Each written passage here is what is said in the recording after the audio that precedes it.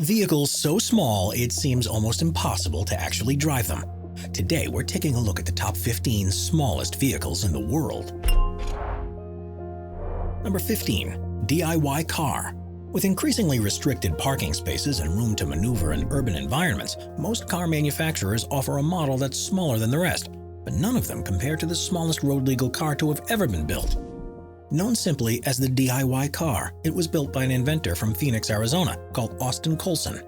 Modeled on a Jeep, it's just 25 inches tall, 2 feet 1 3/4 inches wide, and 4 feet 1.5 inches long. With such a small frame, there's very little room for an engine, so Colson decided to make it fully electric-powered, with a battery and motor that allows the car to reach a top speed of 25 miles per hour. While that may not sound very fast, it's definitely quick enough when you're crammed into small vehicles like this. To build it, he used the engine, transmission, and drivetrain from a road-legal quad bike and installed it all within an adapted body from a '57 Chevy Bel Air. It has everything you'd want in a road car, including a 9 by 3-inch windshield, headlights, taillights, turn signals, rearview mirrors, a seatbelt, and even a horn. It's not entirely practical for everyday use, but with it, Colson earned himself a Guinness World Record, and he definitely turns heads everywhere he goes. Number 14. Bruch Mopetta. In the 1950s, designer Egon Bruch created a series of microcars, with the smallest and most famous being the Mopetta. At just 5 feet 9.5 inches long, 3 feet wide, and 3 feet 9 inches high, it's deceptively small and was guaranteed to fit into even the smallest of spaces. The egg-shaped car's name gives away the fact it was more like a moped, with a single wheel at the front and a 50cc V50 engine that had a pull start and a 3-speed gearbox. The vehicle's body was made from fiberglass and had a removable hood that would fold up. It had a top speed of just 22 miles per hour, and while a total of 14 were made, there are only 5 that are thought to still exist. When they were produced, they were sold for the equivalent of around $2,500, but for anyone lucky enough to still have one in perfect condition, they're worth a lot more than that now because of their collector's value. Number 13. Bumblebee 2. When you think of a vehicle called Bumblebee, the chances are your mind will go to the yellow Transformer, but there's another mode of transport with the same name, and it's arguably even more impressive. Built by Robert H. Starr from Phoenix, Arizona in the 1980s, Bumblebee 1 and subsequently Bumblebee 2 were designed with one purpose in mind: to be crowned the smallest functioning aircraft ever. Its first flight was on May the 8th in 1988, and it immediately went into the record books, and no one has got close ever since. Starr chose a biplane-style design as the best option, and Bumblebee 2 has an enclosed single engine, landing gears, and a fuselage made from welded steel tubing. There are flaps on the upper wings and ailerons on the lower ones to improve its responsiveness to controls, and within the tiny cockpit, the rudder control pedals are beneath the engine housing. Amazingly, this compact design resulted in a plane that's just 8 feet and 10 inches long, 5 feet 6 inches wide, and 3 feet 11 inches tall. It has a maximum takeoff weight of 573 pounds and a top speed of 190 miles per hour. But with the miniaturization comes an increased level of risk.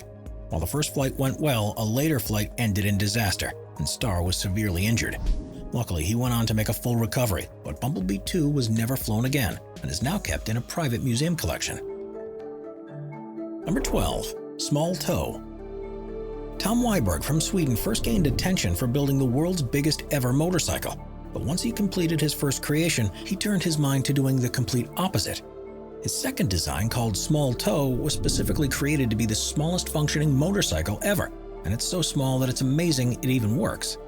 The Small Tow is just 2.55 inches tall and weighs 2.4 pounds, and was fitted with an incredibly powerful 0.3 horsepower engine that gives it a top speed of 1.24 miles per hour. To officially claim the title, Weiberg had to prove the motorbike could actually be ridden, so he had to develop an unusual way of sitting on it, which included special shoes that had metal slugs fit into the lower sides of the bike. In the end, he was able to ride 32.8 feet to enter the record books, and in an interview afterwards, he said he could have kept going that way if it hadn't been for storage container that was in the way. Number 11. Corbin Sparrow. Now that technology has caught up with the demands of car transport, electric vehicles are becoming increasingly common. They've actually been around for decades, though, but the earlier models weren't exactly impressive enough to catch on. From 1999, Corbin Motors created and produced the Sparrow, a single-passenger, 3-wheeled car that was fully powered by electricity. To maximize its range with the battery technology available, the Sparrow was designed to be as small and as lightweight as possible, and it's a surprise it was even road legal. It's just 96 inches long, 48 inches wide, and 57 inches tall, and has a weight of around 1,350 pounds. Powered by a 20 kilowatt electric motor, it has a range of up to 40 miles per hour on one charge and a top speed of 70 miles per hour. But it's only suited for short distance journeys because it takes several hours to recharge the battery. By 2009, Sparrows were fitted with a new design of lithium batteries, which were claimed to be double the effective range, but this wasn't enough to generate further interest, so the company ceased production the following year. Number 10. Gen H4. While they don't have anywhere near the range of a jet, helicopters are much smaller and maneuverable than planes, and are already some of the smallest aerial vehicles that can be flown. But the Gen Corporation from Japan has taken this to the next level with the design of the H4, which is the smallest helicopter ever made. Built to comply with ultralight vehicle rules, the H4 has an empty weight of just 154 pounds and has a single seat in an open cockpit that doesn't even have a windshield. It has 2 contra-rotating main rotors and 4 twin-cylindered engines that provide backup just in case one of them fails. The fuselage of the H4 is an open frame, and the rotors themselves have a diameter of just 13.1 feet. Amazingly, despite its size, the vehicle has a top speed of 120 miles per hour and can climb at a rate of 790 feet per minute. There are, however, safety concerns about flying such a small and unprotected helicopter. In one test flight, the pilot was injured when the craft struck a building, and as a result, there was never much demand for the H4 outside of Japan. Only a few prototypes were ever built, and the project was canceled in 2012. Number 9. Commuter cars Tango. Based on statistics that showed 106 million commuters in the U.S. were driving to work each day with just one person in their car, Rick Woodbury founded his company, Commuter Cars, in 1998 to tackle just this problem. He realized that by designing a vehicle for just one person, it would significantly reduce fuel consumption, and meant that each car takes up a fraction of the space that normal designs do, which could potentially have a major impact on the number that can use a road at any one time, and the ability to park. The result of this vision was the Tango, an ultra-narrow electric car that's just 8 feet 5 inches long and 39 inches wide. Provided as kits to build at home, the first was delivered to George Clooney in August of 2005, and in return he featured in the company's promotional campaign. Although the plan was to make 100 every year, by 2008 only 10 had been produced at a cost of $121,000 each. And while the cost made them prohibitively expensive for most people, they did act as a proof of concept for miniature vehicles. In some places, it's legal to drive 2 of them side by side in a single lane, and they take up just a quarter of the typical parking space. The heavy battery packs also worked to the car's advantage because this gave it a low ground clearance and center of mass, which made it easier to control. We are constantly adding more people to the Top 5's production team to bring you all the best content. Be sure to subscribe with notifications on and hit the like button. Number 8. Isetta. The Isetta was one of the first microcars to ever go into mass production, and after being designed in Italy, it was built under license by manufacturers in different countries like Velam in France and BMW in Germany. At just 7.5 feet long and 4.5 feet wide, its unusual egg shape and windows led it to be given the nickname as the Bubble Car, which in turn would go on to inspire further car designs over the following decades. Surprisingly, the Isetta was the top-selling single-cylinder car in the world in 1955, with more than 161,000 of them being sold, with people mainly being attracted to the unusual vehicles because of their incredible fuel economy. Powered by a 236cc engine, it was able to achieve 78 miles per gallon, but this came at a cost. The Isetta took more than 30 seconds to accelerate from 0 to 31 miles per hour, and it maxed out with a top speed of just 47 miles per hour. The Isetta remains by far the most popular microcar to have ever been produced, and proved that not everyone cares about speed, comfort, and style. Number 7. Cereal 4x4. With increasing pressure on prices for produce, farmers have to grow large numbers of fields worth of crops to turn a profit. When it's time to harvest, they need to use bigger and bigger machines to do the job in the same amount of time, so most new tractors and harvesters are much larger than they have ever been before. That's not the case with the Cereal 4x4 though, which is actually the smallest production tractor in the world. Ford, the company behind the vehicle, realized that not all farms were made up of huge fields, and there were some who grew higher value products on a much smaller scale, and for them a miniature tractor is ideal. It has a width of just 25.5 inches, which means it can easily pass between rows of crops, but with a 13 kilowatt engine it still has decent enough power to work with. The Serial 4x4 is marketed for use in greenhouses, nurseries, and Christmas tree plantations, and it's even designed with a pivot between the engine and the driver's seat to allow it to squeeze into the tightest of spaces that no other tractor would dare to try to reach. Number 6. ElBil Norge Buddy Cab. Produced by ElBil, a Norwegian car manufacturer, the Buddy Cab was a fully electric city car that first went on sale in the early 2000s. As it was designed for an urban environment, the car was extremely small, measuring just 96 inches long, 56.3 inches wide, and 56 inches tall.